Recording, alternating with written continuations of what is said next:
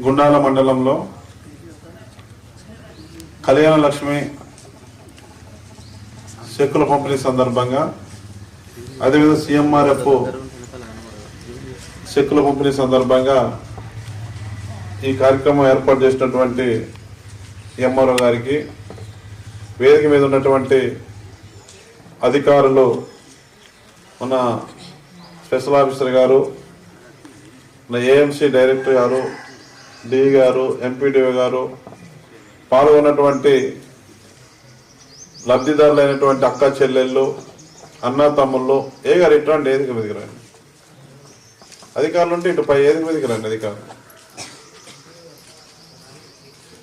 చూడండి ఎవరెవరు వచ్చారు. అధికారులకు, మీడియా వారికి ముందుగా నమస్కారాలు.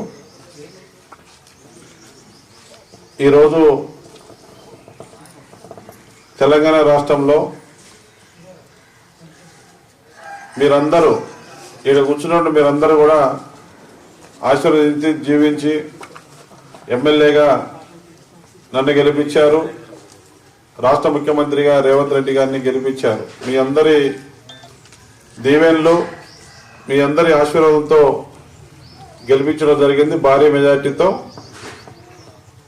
ఈ గుండాల మండలానికి ఎంత చేసినా తక్కువే.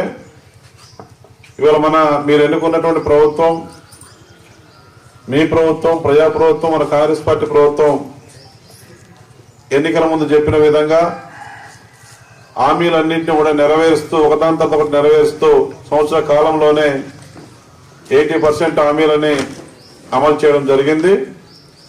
హామీలు మీ అందరికీ తెలుసు.